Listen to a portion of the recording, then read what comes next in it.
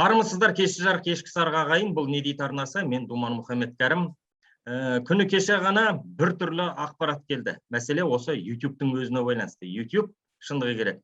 Кейінгі күндері бір түрлі адам түсінбейтін бір қылықтар көрсетіп жатыр. Әсіресе мына қазақ тілін, ұлт мәселесін көтерген ұлтжанды азаматтардың YouTube арналары белгісіз бір себептермен бұғатталып жатыр. Мұның нақты себебі неде? Оны анықтап көреміз. Осы күні кеше ғана бұғаттауға түсіп қалған арналардың бірі Ермек Нарымбайдың шындық арнасы. Бүгін не дейді арнасында қонақта Ермек Нарымбай және Асқар Бәкіров, осы саланың жілігін шағып майын ішкен азамат. Сонымен Ереке, қысқаша түсіндіріп өтсеңіз, сіздің арнаңызды неге бұғаттап тастады? Сіз мүмкін білесіз ғой, бір жыл бұрын маған келді Facebook эфирге келді депутат Госдумы, мемлекеттік думасы, Ресейдің депутаты Федоров, басқа шовинистер келді, уже очередь, тағы да 2-3 адам келе жатыр. Мүмкін мынау аптада сұхбат болады эфирде. Бірақ қазір білмеймін қай каналға саламын мынау сұхбаттары. Білесіз ғой, ресейлік депутаттар, ресейлік саясаткерлер не айтып жатыр? Солтүстік Қазақстан біздікі, вообще Қазақстанда қазақ жері жоқ. Сондықтан келеміз міндетті түрде, әскермен келеміз и так далее. Әрине, мен оларға жауап бердім, сұхбатқа шақырдым, дебатқа шықтым. Вот. Мәскеуге, Кремльге мынандай блогерлер керек емес. Мен білмеймін қандай компромат бар YouTube'қа, бірақ қазір YouTube Кремль не айтады? YouTube айтады, қоп болады, жолдас командир. Қазір мынандай жағдай, маған әр аптада санкциялар келеді. Жаңа санкция, мынау жаман, мынау болмайды, мынау ограничение, монетизация болмайды.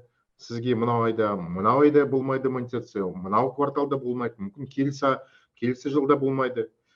Содан кейін предупреждение, мынау видео болмайды, мынау видео снимаем. YouTube-тен келеді, иә, обоснование жоқ.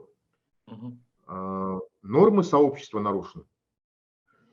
Мысалы, 2019 жылда сайлау болды ғой біздерде.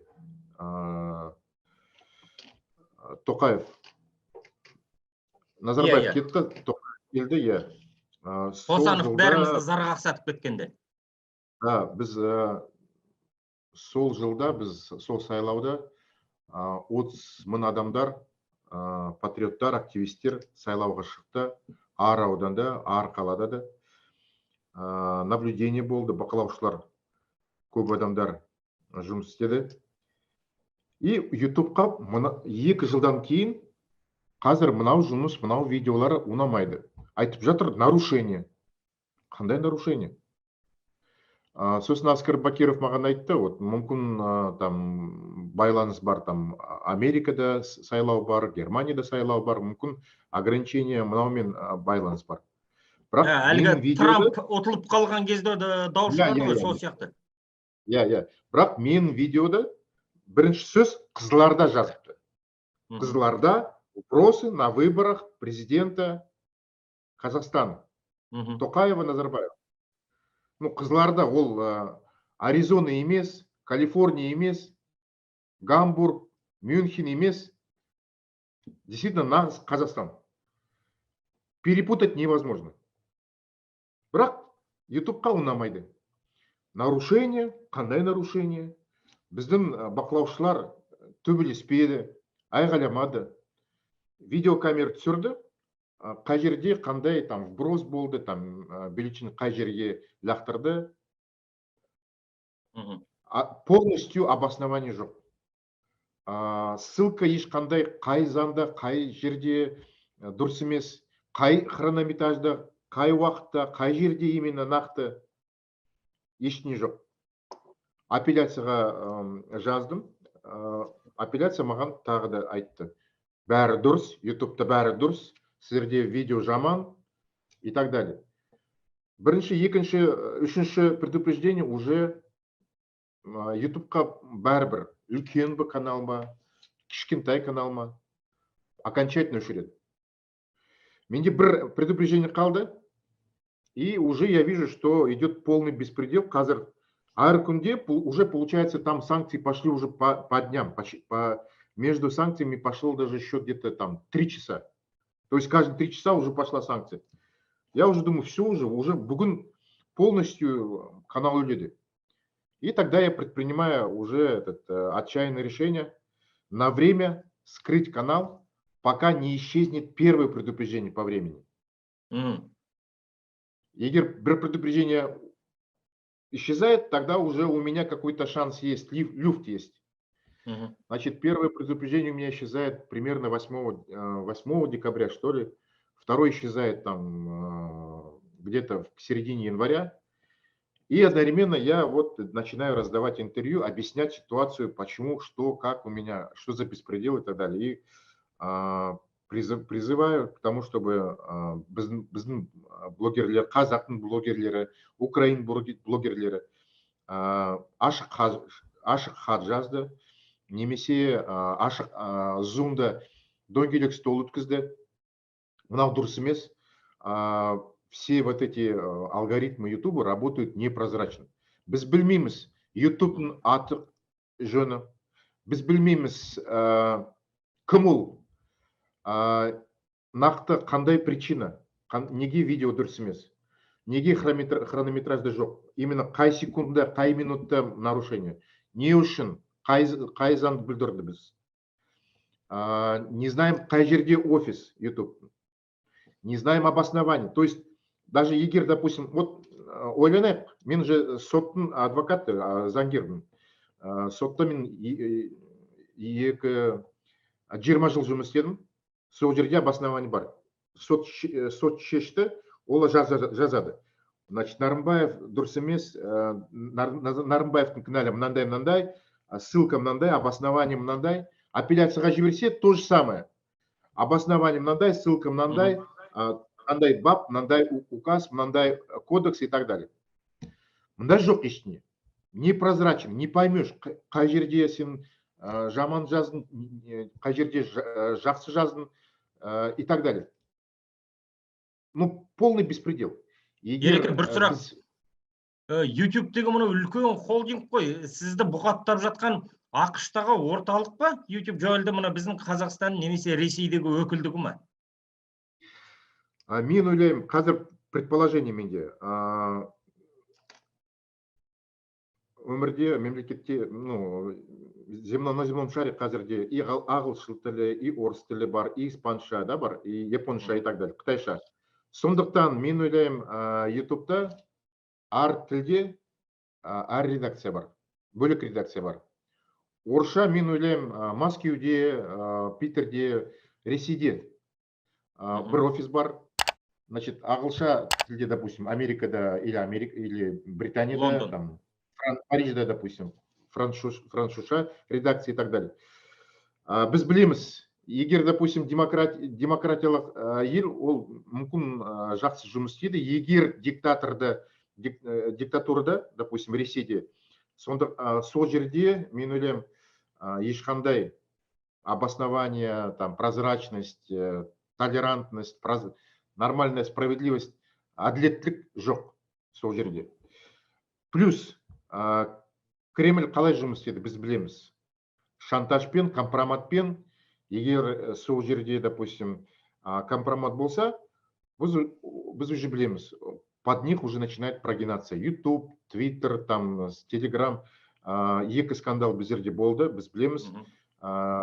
Дуровқа Кремль жазды. Егер, допустим, мынандай Навальный сайт или там умное голосование сайт болса, біз полностью, значит, сізге нормально жол береміз. Егер қалса мынандай каналдар, біз сізге жол бермейміз. Вообще ешқандай аккаунт біздің территорияда Ресейде жұмыс істей алмайды. Нарықты жабамыз деді, Да, то же самое YouTube-то. И мен ойладым, что не то, что ойладым, естідім, что бір-екі үш канал YouTube, Telegram жапты под угрозой Кремля. И уже аппетит идет во время, растет во время еды. Мен ойлаймын, уже и Қуат Ахметов пострадал от этого, и я пострадал, и 20 Украин блогерлер пострадали, им закрыли каналы. Я думаю, что вот если это будет продолжаться, мен ойлаймын, ертең и сізге келеді привет, и Асқарға привет келеді, басқаларға келеді. Сондықтан мен ойлаймын, бізге үлкен Zoom конференция керек, 20-50 блогерлермен барлығы шақыру керек, ашық хат жазу керек там. Америкаға, Ютубқа, Телеграмға, там басқа каналға, басқа Зеленскийға, допустим, Украинаға, допустим, и так далее. НАТО, ОБСЕ, білмеймін қай жерге. Но если Россия на сегодняшний день шантажирует, блогеры, как самая передовая часть интернета и независимого интернета, они должны объединиться и повлиять на то, чтобы изменились правила игры, изменилась обстановка. Керек болса, сотқа жіберу керек. YouTube-тың штаб-квартира қазір Америкада. Егер біз ағылшын тілінің заңгерлер біз табамыз Америкада, сотқа иск жібереміз, YouTube мүмкін жеңіледі. Мен ойлаймын, содан кейін уже басқаша ситуация болады. Жеңілмесе де олар өздерінің қателігін мойындаса, соның өзіне рахмет. Бүгін ол ойлап жатыр. Ешқандай сот қазір жоқ, маған блогерлер ешне істей алмайды. А қазір реальная угроза маған Кремль, санкции Путина. Антиимпериалистік бағытта ұстанған блогерлердің түгелі бұғаттала беретін болса, бұл әрине Ресей жеңді деген сөз. Егер Кремль өстіп жататын болса, мына біздің Ақордада соған барады. Кеше ғана Фейсбукпен келісімге келдік деп жар салып жатыр. Асқар мырза, сіз осы саланың маманысыз ғой, сіз қалай ойлайсыз? Бұл YouTube-тың бұғаттауларынан ертең мені де бұғаттап тастауы мүмкін, әбден мүмкін. Қалай құтыламыз? Не істейміз? Я думаю, что да, этот план правильный. В инструкции, да, есть полно инструкций о том, что делать с YouTube, когда канал подвергается удалению, там написано. Ни в коем случае не писать имейл в YouTube, потому что это как писать имейл на деревню дедушки. Никто его не прочитает, никто его на него не отреагирует. В этих корпорациях все делается максимально, все автоматизируется, чтобы сделать труд намного дешевле, чтобы выгоднее было, да, корпорации, они пытаются автоматизировать все. Я как разработчик мобильный, да, как Android-разработчик, допустим, я с этим давно знаком. Мы с этим живем в этой ситуации уже больше 10 лет, когда человека могут удалить, и все его мобильные приложения удалить, если какое-то из приложений не понравится, и могут даже удалить учетку компании, в которой он работает. То есть я могу, допустим, я как фрилансер разрабатываю какое-то мобильное приложение, и оно кому-то не понравилось, да, там из модераторов Google Play, они удалят не только мою учетку и мои приложения, мои личные, но они могут удалить учетку компании, где я работаю, которая как бы не связана с тем приложением, которое мне не понравилось. То есть мы в этой ситуации живем уже больше 10 лет, когда вот эти платформы, так называемые, да, там Google Play, App Store или в данном случае YouTube, Facebook, они могут делать, что хотят. То есть это потому, что они действуют не на основании законов, они действуют на основании правил, которые они сами же пишут. Да, это те правила, которые никто не читает, быстро проскроллит, и они постоянно добавляют туда все новые и новые случаи. Но иногда бывает такое, что даже вот этих правил, которые не придумали, они просто не успевают с такой скоростью их добавлять, и блогеры, независимые блогеры, которые выступают за свободу слова, находят находят способы донести информацию, и тогда они блокируют этих блогеров просто так. Допустим, Стивен Краудер, они его точно так же, как вас, Ереке, недавно блокировали, да, то есть на неделю, на 2 недели, и в имейлах, которые они прислали, они писали: ваш канал заблокирован по следующим причинам, двоеточие, пустая строка, ничего. Он сейчас судится в Америке с компаниями YouTube, с компанией Facebook, потому что они постоянно подвергают его вот этому преследованию без всяких причин. У них хотя бы законы есть, которые их свободу слова защищают. Да? До этого все остальные блогеры, они просто махали рукой, потому что бороться с корпорацией типа Facebook или корпорацией типа YouTube они считают бессмысленным, потому что Америка такая страна, что фактически получается, чем больше у тебя денег, тем больше шансов победить, потому что они просто наймут больших юристов, ты не сможешь финансово, у тебя не будет денег, чтобы с ними судиться, да, на вот эти все расходы. Поэтому большинство блогеров, они просто плюют на это, но Стивен Краудер, американский блогер, он решил, он говорит: я буду судиться с ними до конца.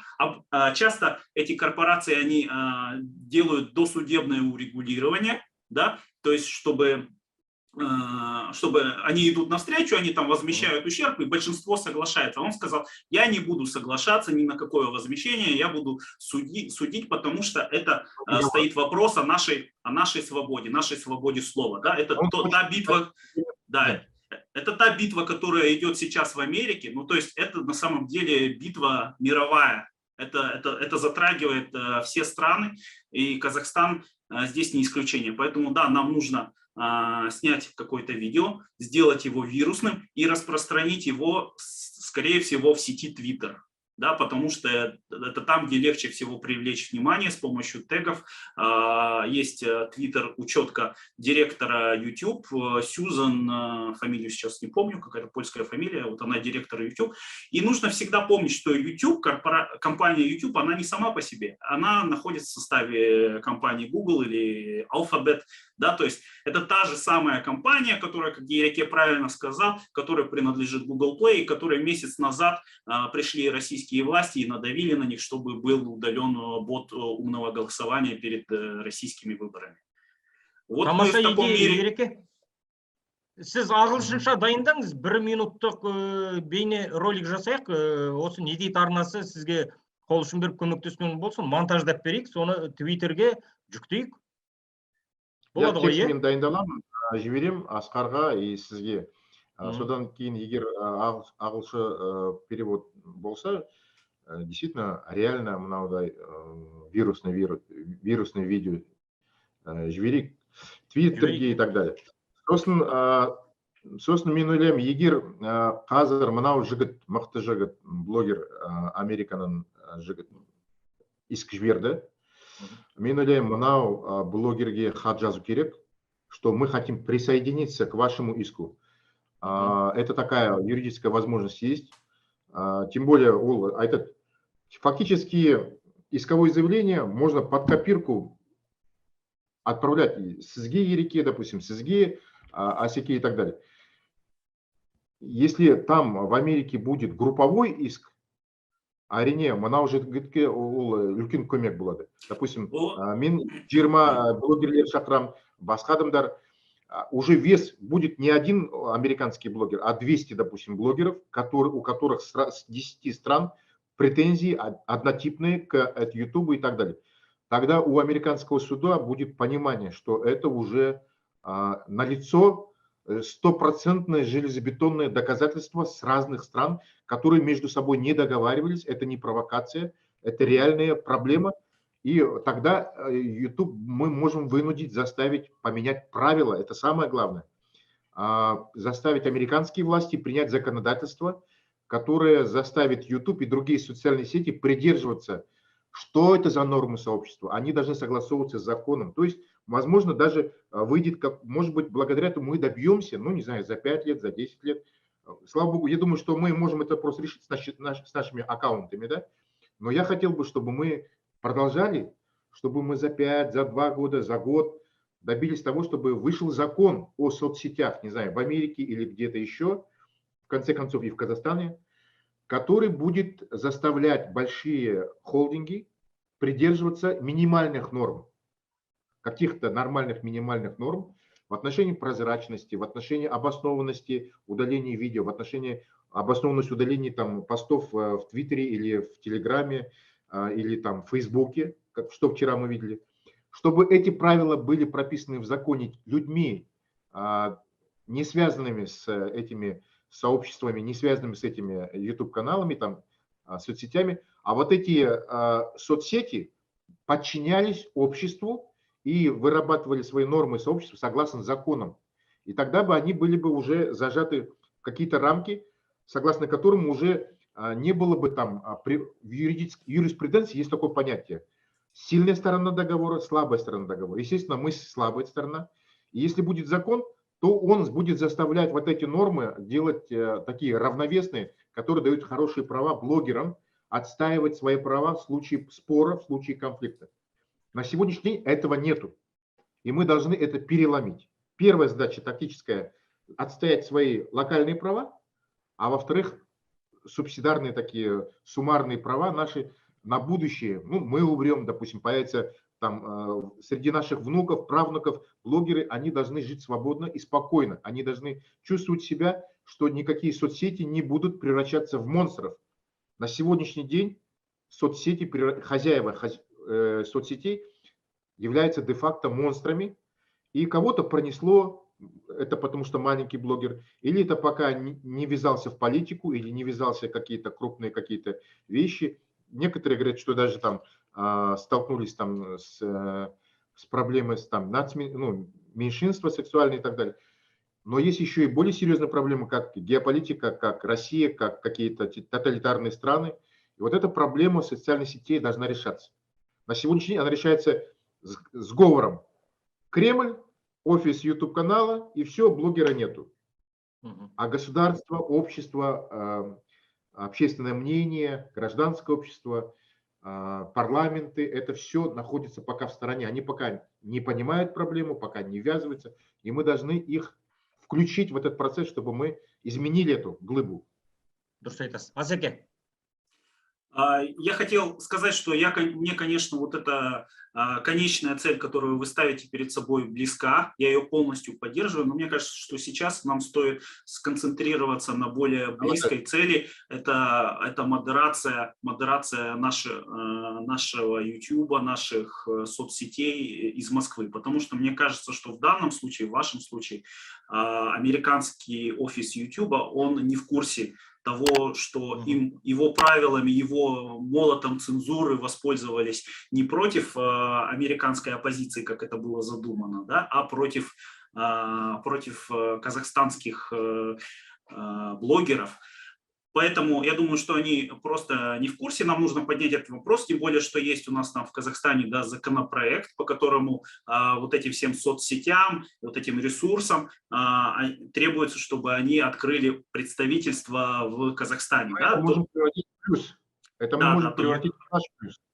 Да, то есть в рамках вот этого всего сейчас Казахстан же получил доступ к внутренней системе Фейсбука, да, чтобы они могли помечать контент, который нарушает или якобы нарушает законы Казахстана. Да?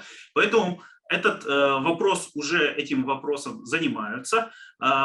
Другой вопрос там встанет, что нас могут смодерировать из Казахстана, да, то есть казахстанских блогеров, то есть будет давление, но здесь мы хотя бы можем как-то повлиять, а повлиять на модераторов из Москвы мы вообще никак не можем. Да? В Казахстане мы можем внутри повлиять на наши власти, там нет. И поэтому я хотел бы сказать, вот как в Америке, вы же знаете, как для американской элиты, как они на все смотрят. Они смотрят у них есть такая призма, да, как это будет выглядеть, например, в вопросах расизма.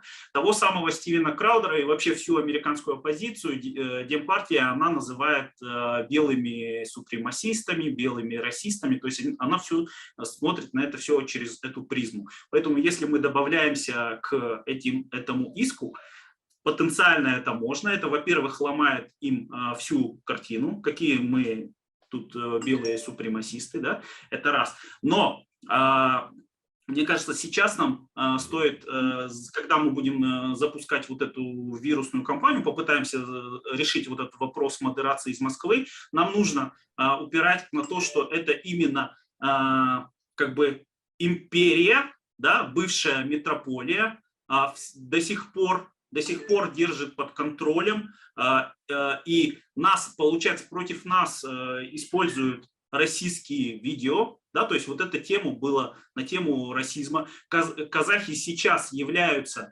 народом, который подвергается геноциду, и это признано самыми главными западными странами, это признано Америкой, Канадой, Нидерландами и там всеми развитыми странами. Это признано, что сейчас казахи и уйгуры подвергаются геноциду. Это было осуждено. Да? Мы, как казахи, которые пострадали и от другого геноцида, да, который был в советское время, и который пока не получил известность по всему миру, и почему-то наше государство над этим вопросом не работает, как, допустим, над этим работало государство Израиль, или государство Армения, или Украина. Да. Почему-то у нас наше государство этот вопрос не поднимает про первый геноцид, который был в советское время. То есть казахи — это такой народ, получается, который подвергся за 2 века 2 геноцидам: от российской, от советской империи и от китайской фактически империи. Да? То есть, мне кажется, нужно делать вот акцент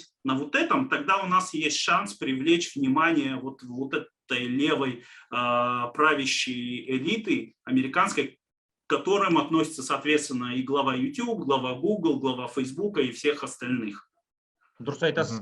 Одан кейін Ереке, біз мынаны түсіндіріп өтуіміз керек шығар. Мысалға, ТМД елдерінде, Ресейде, Қазақ елінде бұқаралық ақпарат құралдары толықтай мемлекеттің қарауында. Бізде теледидар шындық айта алмайды.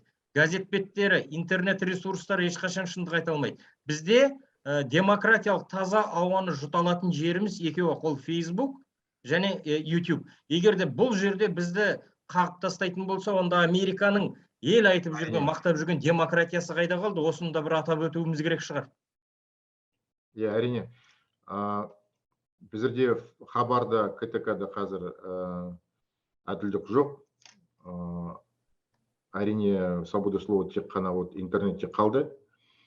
Сосын біздерде Қазақстанда біздің канал, менің канал, мүмкін ол қазір тройкада, пятеркада самых крупных каналов YouTube.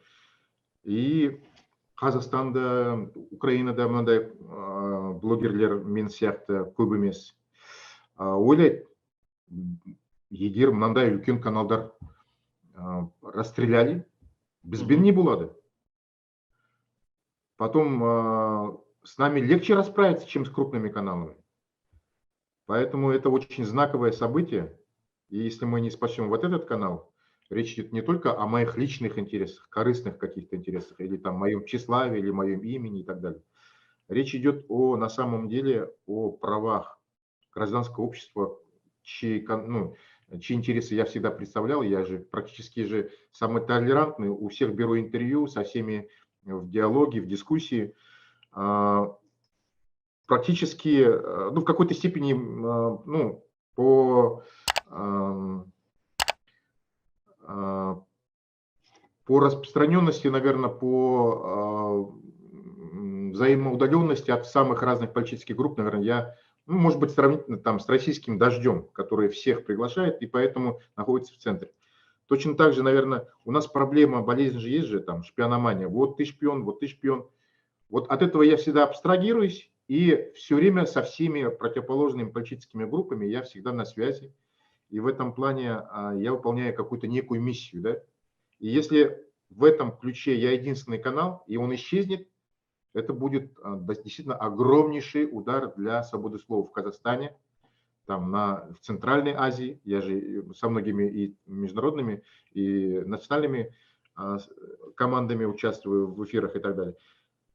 Я думаю, что нам нужно вот этот момент тоже как-то прочувствовать, понять и, во-первых, донести его там через вот эти ролики, там через обращения, а с другой стороны, вот YouTube, там, Facebook и другим попробовать как-то донести, чтобы они поняли, что от таких каналов, как наш, очень много зависит будущее свободы слова в Казахстане вообще в принципе, и может быть даже там в Беларуси, в Азербайджане, в Кыргызстане, в России. Вот это очень большой фактор, и этот момент надо тоже обращать внимание. А так, сондықтан, Думан, Аскар, мен ойлаймын, егер бізді тыңдайды көбі блогерлер, журналистер, заңгерлер, адвокаттар, басқа мықты саясаткерлер Қазақстанда, саясаткерлер Америкада, Украинада, Ресейде, басқа жерде. Мен ойлаймын, мынандай тенденция өте жаман. Егер мынау тенденция біз тоқталмаса, мен ойлаймын, көбі нәрсе болады. Қазақстанға, Ресейге, Америкаға, Украинаға мынандай керек емес. Біз оны былай да түсіндіріп өтуіміз керек шығар. Егерде YouTube-тен және Facebook-тен немесе тағы да басқа әлеуметтік желілерден қағылып қалатын болсақ, онда қазақ елінде сөз бостандығы тұншықтырылды. Бізде жау аз еді, жаңағы Кремль бар, Ақорда бар, Нұржүйең бар, олар бізді тұншықтырып болды. Енді оған YouTube пен Google сияқты мықты мүйізді қарағайдай концерндер кірісетін болса, онда қазақ елінің бостандығы құрыды деген сөз ғой. Асқар, сіздің қосарыңыз бар ма?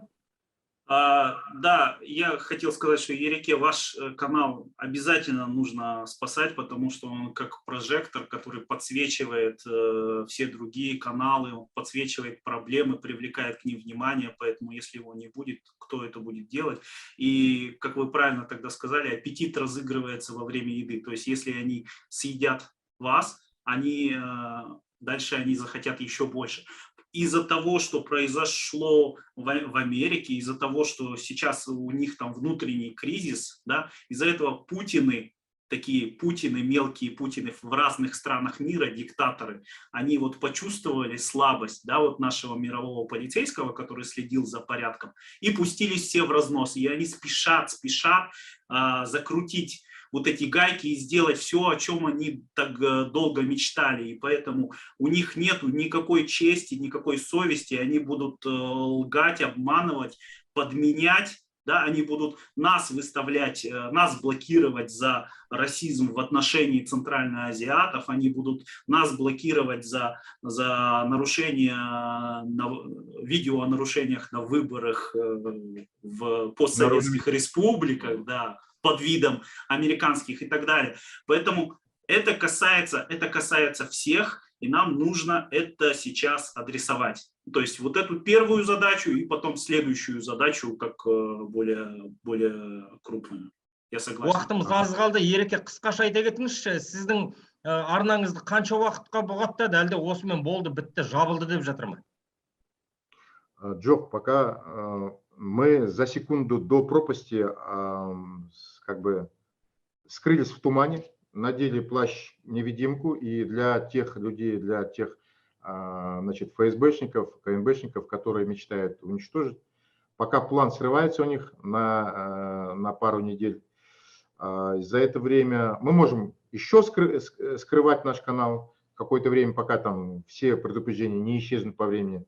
Я так и думал, что вы так и сделали. Вот, это, я думаю, это правильный мой ход был, неожиданный, потому что практически 4000 видео мы скрыли мгновенно в одно око и не даем придраться ни к одному из этих видео на протяжении большого времени, в течение которого мы надеемся раскрутить волну, кампанию протестов и донесения вот этой важной информации до блогерского сообщества, которое должно подняться, объединиться и предпринять ряд действий, на которые власти в Америке, в Ютубе, в других социальных сетях, администрациях должны обязательно обратить внимание и предпринять сперва локальные вещи, а потом уже какие-то правила менять, и чтобы, в принципе, все блогерское сообщество было нормальным, чувствовало себя в безопасности, не чувствуя себя беззащитным перед тоталитарными режимами, которые сейчас злоупотребляют вот этими дырами, в нормах сообщества, которые ненормальные, сырые, непрозрачные и так далее. Онда Ереке сіз бастаңыз, Асқар мен Думан қостасын, нар тәуекел. Жақсы. Іске сәт Ереке, енді бұғаттаудан шығасыз деген үміттемін. Сонымен қымбатты ағайын, жығылғанға жұдырық деп қазақ бекер айтпаған екен. Бізді нұр жүйе құсады. Оның ар жағында қолы ұзын Кремль қысады. Енді демократиялық таза ауаны жұтамыз деп кірген YouTube пен Facebook'тың өзі жағамыздан алып жатыр. Ертеңіміз не болмақ? Сіз не ойлайсыз? Осы видеоның астына пікір қалдырыңыз, арнаның сілтемесін тарата жүріңіз. Кеш жарық, ешкі сарға ағайын.